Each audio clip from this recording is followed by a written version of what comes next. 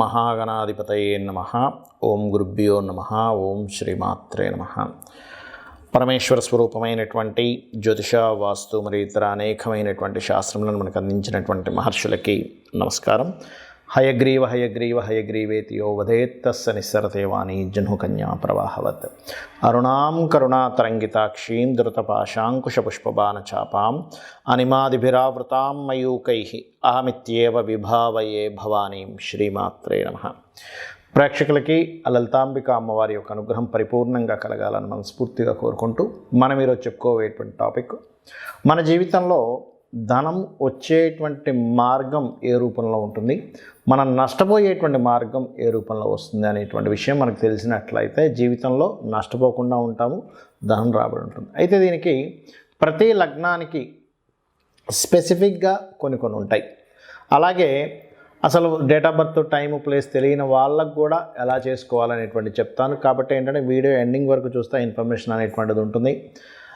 మొట్టమొదటిగా మనం ఇక్కడ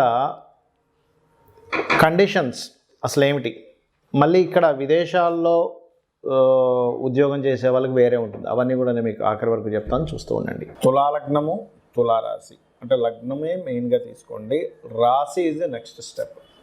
ఇప్పుడు ఈ తులలో మీరు జన్మించారు ఉదాహరణకి, ఈ తులాలగ్నానికి పర్టికులర్గా ధనాన్ని ఇచ్చే కారకులు ఎవరు, వ్యయాన్ని ఇచ్చే కారకులు ఎవరు అనేటువంటి తీసుకోవాలి. అయితే ఇక్కడ ఈ తులాలగ్నం దగ్గరికి వచ్చేసరికి వ్యయాధిపతి భాగ్యాధిపతి కూడా అవుతాడు. సో దీనికి ఉన్నటువంటి ఇదేమిటంటే ఇక్కడ వ్యయాధిపతి కనుక బాగుంటే ఒక అద్భుతం జరుగుతుంది. ధనాధిపతి సహజంగా ప్రతి లగ్నానికి ధనాధిపతి శుభుడు అవ్వాలని రూల్ లేదు. బట్ ఇక్కడ ఏంటంటే మీరు వీడియో ఎండింగ్ వరకు చూసినట్లయితే దీని పూర్తి వివరణ అనేటువంటిది మీకు అర్థమవుతుంది. రైట్, ఇక్కడ విషయానికి వస్తే కనుక మీ ధనాధిపతి ఎవరు, మెయిన్గా ఫైనాన్స్ అనేటువంటి వేటి మూలంగా జనరేట్ అయ్యేటువంటి కాంబినేషన్లో మీరు పుట్టారనేది తెలుసుకోవాలి. ప్రతి వ్యక్తి కూడా ఏదో ర్యాండమ్గా అలా పుట్టేయడం జరగదు, గుర్తుపెట్టుకోండి. పూర్వజన్మల్లో చేసినటువంటి పాప పుణ్య కర్మలన్నింటినీ యాక్యురేట్గా క్యాల్కులేట్ చేసి ఒక వ్యక్తికి మార్కులు ఎలా వేస్తారో ఆ రకంగా ఈ పంచభూతాలు, దేవతా సంబంధించినటువంటి ఏవైతే మన కర్మని నిర్ధారించేటువంటి దేవతా సమూహం ఏదైతే ఉంటుందో అది మొత్తం కరెక్ట్గా పలానా గృహంలో, పలానా ఫ్యామిలీలో, పలానా సంతానంగా నువ్వు పుట్టాలి అని చెప్పి డిసైడ్ అయి ఉంటుంది, పలానా కర్మ అనుభవించాలని డిసైడ్ అయి ఉంటుంది. అందులో మనం ఇప్పుడు ధనము వ్యయము గురించి మాట్లాడుకుంటున్నాం కాబట్టి ధనాధిపతి ఎవరు, మీకు కుజుడు అవుతాడు. ఈ కుజుడు ఇది ఎవరితో లింకప్ అయి ఉన్నాడు, ఎక్కడ ఇంప్రూవ్మెంట్స్ తీసుకొస్తాడు ఏమిటి అని చెప్పి మనం కరెక్ట్గా దీన్ని అర్థం చేసుకుంటే సప్తమాధిపతి ద్వితీయాధిపతి ఒక్కలన్నమాట. ఇక్కడ అంటే ఏమిటి, ధనం అనేటువంటిది జీవిత భాగస్వామి రావడంతో లేదా ఒక పార్ట్నర్స్తోని వస్తుంది. ఎప్పుడు వస్తుంది ఏమంటే 27 ఉన్న ప్రతి ఒక్కరికి జీవిత భాగస్వామి ద్వారా వస్తుందా అంటే కాదు. ఇక్కడ మనం అర్థం చేసుకోవాల్సింది, దీన్ని చాలా ఇన్డెప్త్గా అర్థం చేసుకోవాల్సింది ఏంటంటే ఈ మార్స్ బాగుంటేనే వస్తుందండి. కుజుడు పాడయ్యాడు మళ్ళీ రాదు, పోతుంది.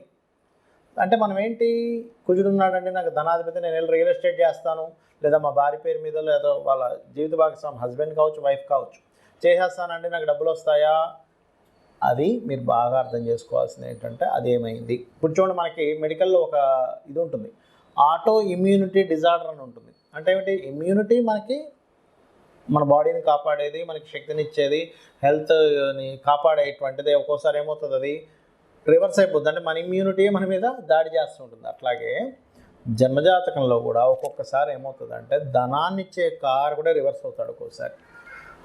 అప్పుడు ఏమవుతుంది, కుటుంబ సభ్యులతో ఏదో బిజినెస్ చేసాం, లేకపోతే జీవిత భాగస్వామి పేరు మీద చేసాం, లేకపోతే జీవిత భాగస్వామి ధనానికి. కొంతమంది చూడండి, అయ్యో వివాహం చేసుకున్నానండి, దాని తర్వాత ఆవిడ పెద్ద ఇది గొడవ జరిగిపోయింది, ఆవిడ ఇంత కావాలని డిమాండ్ చేస్తుంది, మేము డబ్బులు ఇచ్చేయాల్సి వచ్చిందంట. అంటే దాని అర్థం ఏంటి, ఈ 2-7 కాంబినేషన్ తులాలగ్నం, 2-7 కాంబినేషన్ మార్స్ బాగున్నాడా మీకు డబ్బులు వస్తాయి. ఇది జీవిత భాగస్వామి ద్వారా, పార్ట్నర్స్ ద్వారా, భూముల ద్వారా, మిషనరీస్ ద్వారా, వీటి ద్వారా. ఇక సెకండ్ ఆప్షన్ ఏంటి అంటే ప్రతిదీ కూడా ఒక్కలే ఇవ్వరండి, ఈ 12 భావాలు ధనాన్ని ఇస్తుంటాయి, గుర్తుపెట్టుకోండి. బట్ ఇట్స్ డిపెండ్ ఆన్ మీకు ఏ రంగంలో ఎవరు ఎక్కడ ధనాన్ని ఇచ్చేటువంటి దాంట్లో ఉన్నారనేది పట్టుకోగలగాలి. ఈ 12 భావాలు వ్యయాన్ని ఇచ్చేది ఉంటుంది, ధనాన్ని ఇచ్చేది ఉంటుంది, అదృష్టాన్ని ఇచ్చేది ఉంటుంది. బట్ ఎక్కడ ఏది ఎలా ఉంది అనేటువంటి దాన్ని కరెక్ట్గా క్యాలిక్యులేషన్ చేసుకుంటూ ఉండాలి. ఇక నెక్స్ట్ పంచమాధిపతి శని భగవానుడు. ఈ శని బాగున్నాడు, జస్ట్ తెలివితో మీరు ఇచ్చే ప్లానింగ్తో డబ్బులు వచ్చేస్తాయి. Because of 5th house is planning. ఎలాంటి ప్లానింగ్ అండి, ఒక ఇందాక మనం అనుకున్నట్టుగానే రియల్ ఎస్టేటే అనుకోండి కాసేపు, లేదా ఏదైనా ఒక విషయాన్ని ప్లానెడ్గా చేయాలి, మీ యొక్క సజెషన్స్ ద్వారా డబ్బులు వస్తాయి. ఒక్కొక్కసారి ఏమవుద్దంటే ఈ తులాలగ్నం యొక్క సంతానం విదేశాలకు వెళ్ళడం ద్వారా ధనం వస్తుంది. అయితే ఇక్కడ ఏంటి, ప్రతి దానికి ఒక లెక్క ఉంటుంది. అంటే విదేశాలకు వెళ్ళాలి, ఫస్ట్ సంతానం విదేశాలకు వెళ్ళాలి. ఈ సంతానం విదేశాలకు వెళ్ళేటువంటి యోగం ఫస్ట్ ఉందా లేదా, ఇట్స్ డిపెండ్ ఆన్ యోగము. ఏ యోగం ఎక్కడ ఎంతవరకు కనెక్ట్ అయింది ఇస్ మోస్ట్ ఇంపార్టెంట్. యోగం లేకుండా ప్రయత్నం చేస్తూ ఉంటాం. చాలామంది చూడండి, మనకి డైరెక్టర్స్ పిల్లలు ఉంటారు, యాక్టర్స్ పిల్లలు ఉంటారు, వాళ్ళు మళ్ళీ వెళ్ళలేరు. ఎందుకు, బ్యాక్గ్రౌండ్ అంత ఉన్నా కూడా వాళ్ళు అవ్వలేరు. అదేమిటండి అంత పెద్ద స్టార్ కొడుకు అవ్వలేదా, డైరెక్టర్ కొడుకు అవ్వలేదా, ఏమిటిది ఆశ్చర్యం అనిపిస్తుంది. This is call yoga. యోగం ఉంటేనే అవుతారు. యోగం ఉంటే ఎటువంటి బ్యాక్గ్రౌండ్ లేకుండా కూడా వాళ్ళు లైఫ్లోకి వెళ్ళిపోతారు. ఇప్పుడు మనకి చూడండి, ఉదాహరణకి చాలామంది యాక్టర్స్ ఉన్నారు. అలా చాలామంది యాక్టర్స్ బ్యాక్గ్రౌండ్ లేకుండా ఎలా పైకి వచ్చి రాగలిగారు అంటే ఇట్స్ డిపెండ్ ఆన్ యోగము. ఇది గుర్తుపెట్టుకోండి. అట్లా మీకు పంచమాధిపతి ఇస్తున్నాడు రిజల్ట్. ఇక్కడ మీకు మెడికల్, ఆరోగ్యము, క్రియేటివిటీ వీటిలో ఇస్తాడు డబ్బులు శని బాగున్నాడంటే. నెక్స్ట్ ఇక్కడ లాభాధిపతి అండ్ భాగ్యాధిపతి. ఇక్కడ మనం భాగ్యాధిపతికి వ్యయాధిపత్యం వచ్చింది. చాలా డిఫరెంట్ కాంబినేషన్ తులాలగ్నానికి. బట్ తులాలగ్నానికి ఉన్నటువంటి స్ట్రెంత్ ఏమిటంటే బ్యాలెన్సింగ్ మైండ్, బ్యాలెన్స్, ప్రతిదాన్ని బ్యాలెన్స్ చేసే సత్తా ఉంటుంది తులాలగ్నానికి. అయితే ఇక్కడ భాగ్యాధిపతికే వ్యయాధిపత్యం రావడం వల్ల ఏమిటంటే మీకు బుధుడు బాగున్నాడంటే తండ్రి ఆస్తే మీకు అదృష్టం. ఇంకా గుర్తుపెట్టుకోండి, బుధుడు బాగోలేడండి మీ జన్మజాతకంలో ఒక పెద్ద మిస్టేక్ చేస్తారు చాలామంది. ఏమిటంటే తండ్రి ఆస్తిని తీసుకొని అదే ఇంట్లో ఉంటారు. బుధుడు పాడయ్యాడు అనుకోండి, ఏదగారు మీరు లైఫ్లో. ఎందుకు, మెర్క్యూరీ అనేటువంటి పాత్ర ఏదైతుందో తండ్రి ఆస్తిని చూపిస్తుంది. మరి అలాంటప్పుడు ఏం చేయాలి, మెర్క్యూరీ పాడైపోయాడండి, సింపుల్. మీకు కనుక బుధుడు పాడైతే ఇక్కడ రెండు విషయాలు. ఒకటి, తండ్రి ఆస్తి మీరు యాజ్ ఇట్ ఈజ్గా తీసుకోకూడదు, తీసుకుంటే ఇబ్బంది. మరి దాన్ని ఏం చేయాలంటే ఆ ఆస్తిని అమ్మి అదే డబ్బులతో ఇంకో దగ్గర కొనుక్కోవాలి. యాజ్ ఇట్ ఈజ్గా ఉండకూడదు, మీ వర్క్కి మీ యొక్క దీనికి సెట్ అయ్యేటువంటి డైరెక్షన్స్లో తీసుకోవాలి. రెండవది, 12వ అధిపతి పాడైతే సర్వసాధారణంగా ఏమిటంటే వివాహ సంబంధించినటువంటి విషయాల్లో ఇబ్బందులు ఎదుర్కొంటారు. అయితే ఇక్కడ ఈ పాడవడం అనేటువంటి 12th లార్డ్ డైరెక్ట్గా ఇస్తాడా, ఇంకో గ్రహానికి అప్పచెప్తాడా అనేటువంటిది ఎవరి జన్మజాతకంలో వాళ్ళ పర్సనల్ చార్ట్స్లో ఉంటాయి. అయితే ఇక్కడ ఈ 12వ అధిపతి భాగ్యాధిపతి ఒక్కడయ్యాడు కూడా బుధుడు యొక్క రోల్ చాలా ఎక్కువగా ప్లే చేస్తూ ఉంటుంది. కానీ బుధుడు కనుక బాగుంటే నేను ఇందాక చెప్పినట్టుగా తండ్రి ఆస్తి మూలంగా వస్తుంది. నెక్స్ట్ విదేశాలకు వెళ్ళడం ద్వారా కూడా భాగ్యం అనేటువంటిది కనెక్ట్ అవుతుంది బుధుడు బాగుంటాయి. అయితే ఇక్కడ మనకి పర్టికులర్గా మీరు కుజ, రవి, ఎందుకంటే ధనాధిపతి లాభాధిపతి, రవి కనుక బాగున్నాడా ఇంకా బిజినెస్లో, అందులో ముఖ్యంగా వ్యాపారాలకు సంబంధించిన విషయంలో, ఆరోగ్యాన్ని ఇచ్చేటువంటి బిజినెస్లో అద్భుతంగా రాణిస్తారు, అందులో ఎటువంటి సందేహం లేదు. అయితే మీరు చేయవలసిన దేవతారాధన మాత్రం కాళికామ్మవారి యొక్క ఆరాధన చేయండి, అన్ని విధాలు బాగుంటుంది. ఇక్కడ ముఖ్యంగా మీకు నేను చెప్పాను, ధనాధిపతి ఒక గ్రహంతో కనెక్ట్ అయినప్పుడు దాని మూలంగా డబ్బులు వస్తాయి. అంటే చిన్న ఎగ్జాంపుల్ చెప్తాను చూడండి.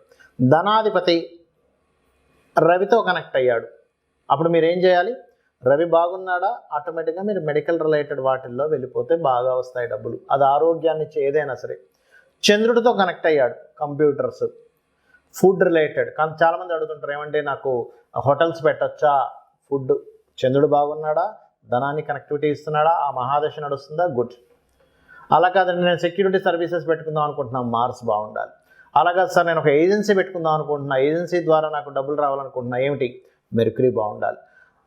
కాదండి నేను పలానా ఒక స్కూల్ ఆర్ కాలేజ్ పెట్టుకుందాం అనుకుంటున్నాను, జూపిటర్ బాగుండి, జూపిటర్తో ధనాధిపతి కనెక్ట్ అయ్యి ఉండాలి. కొంతమంది మ్యారేజ్ బ్యూరోస్ పెట్టుకుని ఉంటారు, లేకపోతే ఫ్యాషన్ డిజైనింగ్ పెట్టుకుంటుంటారు, బ్యూటీ పార్లర్స్ పెట్టుకుంటూ ఉంటారు, లేనట్లయితే ఏదైనా అందమైన వస్తువులు అమ్మేటువంటిది పెట్టుకుంటూ ఉంటారు, కాస్ట్లీ వస్తువులు అమ్మేది పెట్టుకుంటారు. వీనస్ బాగుండి, వీనస్ ధన స్థానాన్ని సంబంధం కలిగి ఉండాలి, అప్పుడు 5th కనెక్టివిటీ కూడా ఉండాలి. అయితే ఇక్కడ ఏంటంటే ఎప్పుడు కూడా ప్లానెట్ బలం ఎంత ఉంది, అది పాపకర్తెల్లో ఉందా, శుభకర్తెల్లో ఉందా, ఈజ్ మోస్ట్ ఇంపార్టెంట్. కొంతమంది ఏం చేస్తారు, కన్సల్టెన్సీ సెంటర్స్ పెట్టుకుంటారు, అంటే వీళ్ళు జాబులు ఇప్పిస్తూ వాళ్ళు అందులో కొంత కమిషన్ తీసుకుంటారు. అలాంటప్పుడు శాటర్న్ బాగుండాలి. రాహు ఉన్నాడు అనుకోండి, ఉదాహరణకి రాహు ఏంటి, విదేశాలకు వెళ్ళి ధనం సంపాదించడము, అట్లా. కొంతమంది ఆధ్యాత్మికమైనటువంటి చింతన, పూజలు చేస్తూ పౌరహిత్యంలో ఉంటారు. అప్పుడు కేతువు వాళ్ళకి బలంగా ధనయోగాన్ని ఇవ్వడం, కేతువు గురువు ఇద్దరు కలిసి ధనయోగాన్ని అద్భుతంగా ఉంటుంది. అంటే ఇక్కడ ఏమిటంటే ఒకటి గుర్తుపెట్టుకోండి, ఈ కాంబినేషన్ ఏదైతే ఉందో ఈ కాంబినేషన్ రిజల్ట్ మీద ఆధారపడి ఉంటుంది. అలాగే 12వ స్థానాధిపతి కూడా పాడైతే ఇక్కడ నేను మీకు ఏం చెప్పాను, ఖర్చులు ఆ రూపంలో అవుతాయని చెప్పాను. ఇప్పుడు మనకి ఖర్చులు వేస్టేజ్ అయిపోతాయా బాగొస్తాయా అంటే ఈ 12వ అధిపతి బాగుండడం లేదా 12వ అధిపతి పాడైపోవడం. సేమ్ ప్యాటర్న్ మీరు ఏం చేయాలి, 12వ అధిపతి కనుక రవితో ఉండి పాడైపోయాడు అంటే మీరు తండ్రి యొక్క బాధ్యతలు మీ మీద పడడం వల్ల, తండ్రి సరిగ్గా స్టెబిలిటీ లేకపోవడం వల్ల మీరు ఆ బాధ్యతలు ఖర్చు పెట్టేస్తుంటారు మీ డబ్బులని. అలా కాదండి, నాకు 12వ స్థానాధిపతి కొంతమందికి ఎట్లా ఉంటుందంటే వ్యసనాల్లోకి వెళ్ళిపోతారు. అంటే అట్లాగా రకరకాల డ్రింకింగ్ హ్యాబిట్స్ అని, లేకపోతే అటు ఇటు పిచ్చి పిచ్చిగా ఖర్చు పెట్టేసేయడం కానివ్వండి, రకరకాల హ్యాబిట్స్ ఉంటాయి. ఇవాళ రేపు మీకు తెలియని విషయం కదా, దాన్ని నేను చెప్పక్కర్లేదు ప్రత్యేకంగా. అట్లా ఆ రకంగా అయిపోతూ ఉంటుంది.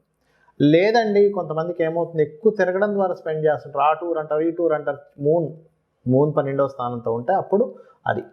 అట్లా మార్స్ అనుకోండి, అనవసరమైన గొడవల్లో ఇరుక్కొని ఆ కేసెస్ చుట్టూ తిరుగుతుంటారు. జూపిటర్ అయినా సరే కోర్టు కేసెస్ చుట్టూ తిరుగుతుంటారు. వేనస్ అనుకోండి, అనవసరమైన చెడు స్నేహాలు, అట్లాంటి వాటి ద్వారా. మెర్క్యూరీ పాడయ్యాడు అనుకోండి, ఉదాహరణకి మీకు 12వ స్థానాన్ని మెర్క్యూరీ పాడు చేస్తూ, మెర్క్యూరీయే పాడయ్యాడు, మెర్క్యూరీతో కాంబినేషన్స్ వచ్చాయి అన్నప్పుడు పాడైతేనేమో అనవసరమైన బిజినెస్ ఇన్వెస్ట్మెంట్స్ వల్ల మీకు ఇబ్బంది కలుగుతూ ఉంటుంది. అదేవిధంగా జూపిటర్ అయితే ఏమవుతుందంటే, కొంతమంది ఏం చేస్తారంటే కొన్ని ఈ జూపిటర్కి కోర్టు కేసెస్ అని చెప్పాను ఆల్రెడీ, వీనస్ అయితేనేమో వ్యసనాలు అని చెప్పాను, శని అయితే రోగాలకు పెడుతూ ఉండాల్సి వస్తూ ఉంటుంది. లాంగ్ టర్మ్ ఇన్వెస్ట్మెంట్ చేస్తూనే ఉంటారు, ఒక కంపెనీ పెడతారు, కొన్ని సంవత్సరాలు ఇన్వెస్ట్మెంట్ చేస్తూ ఆ ఉన్న ఆస్తులు మొత్తం అమ్మేసుకుని దానికి పెట్టాల్సి వస్తూ ఉంటుంది.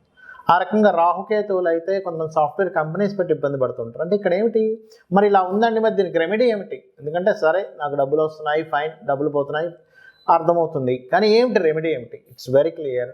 మీకు సన్ ద్వారా కనుక మీకు ఇబ్బంది అవుతుంది అంటే సూర్య భగవానుడు ఆరాధన రెగ్యులర్గా చేయండి, మీకు ఖచ్చితంగా బయటపడిపోతారు. సండే మీరు ఉపవాసం ఉంటూ ఉండండి. మూన్ ద్వారా అవుతుందంటే సోమవారం ఉపవాసం ఉండండి. అయితే ఉపవాసాల్లో ముఖ్యంగా మనకి పూర్తి ఉపవాసం ఏకాదశికి మాత్రమే చెప్పారు, కానీ మండే కనుక మండేస్ మీకు తెలుస్తుంటుంది. మండేస్ ఎక్కువగా ఇబ్బంది వస్తుంది నాకు, ఎందుకంటే జాతకం లేదు. సండేసే నేను ఎక్కువ ఇబ్బంది పడుతున్నాను. సన్ నక్షత్రాల్లో అంటే ఏంటి, కృత్తిక, ఉత్తరాషాఢ నక్షత్రాలు ఎక్కువగా అవుతుంది అన్నప్పుడు మీరు సండేస్ ఉపవాసం ఉండాలి, సూర్య నమస్కారాలు చేస్తూ ఉండాలి. చంద్రుడి ద్వారా వస్తుంది, సోమవారాల్లో నాకు ఎక్కువ నష్టం జరుగుతుంది, ఎందుకంటే ఇక్కడ జాతకం లేని వాళ్ళకు కూడా చెప్తానన్నాను నేను మీకు. అప్పుడు అలాంటప్పుడు ఏం చేయాలి, ఈ పరమేశ్వరుడి యొక్క ఆరాధన, శివలింగానికి అభిషేకాలు చేస్తూ ఉండాలి, బియ్యం దానంగా ఇస్తూ ఉండాలి. ఆదివారం అయితేనేమో గోధుమలు దానంగా ఇస్తూ ఉండాలి.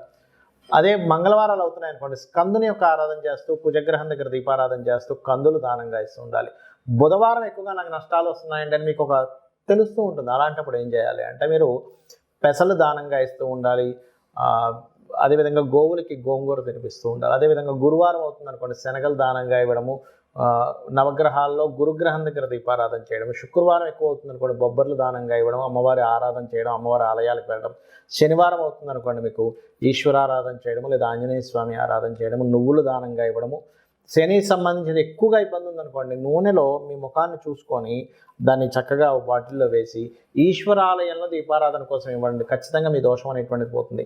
రాహుకేతువులు అయితే రాహుకేతువుల దగ్గర దీపారాధన చేస్తూ గణపతి మరియు దుర్గాదేవి యొక్క ఆరాధన చేస్తూ ఉండాలి. ఇలా గనక చేసినట్లయితే మీరు 100% ఖర్చుల నుంచి బయటపడతారు, సంపాదన అనేటువంటిది పెరుగుతుంది. అయితే ఇక్కడ ఏంటంటే ఒక మంత్రం బలంగా మీరు కనుక చేయగలిగితే, ఒకవేళ అప్పులున్నాయి, ఓం అపర్ణాయే నమః, అదేవిధంగా ఓం సంపత్కరీ సమారూఢ సింధుర వ్రజ సేవితాయ నమః, ఖచ్చితంగా మీకు ఫైనాన్షియల్ గ్రోత్ పెరుగుతుంది. దీంతోపాటు ఇంకా వీలైతే కనుక ఓం ధర్మాధ్యక్ష ధనాధ్యక్ష ధనధాన్య వివర్ధనీయ నమః, ఇవి చేసుకుంటూ మీరు ఒకవేళ నేను బిజినెస్ లైన్స్లో ఉన్నానంటే, బిజినెస్ ఎదుగుదల కావాలి అనుకునేటువంటి వారు ఓం ఇంద్రగోప పరిక్షిప్త స్మరతోనా భజంగికాయ నమః అనేటువంటి మంత్రం కనుక చేసుకున్నట్లయితే 100% మీరు సక్సెస్ అయి తీరుతారు, సక్సెస్ని మీరు పొందుతారు.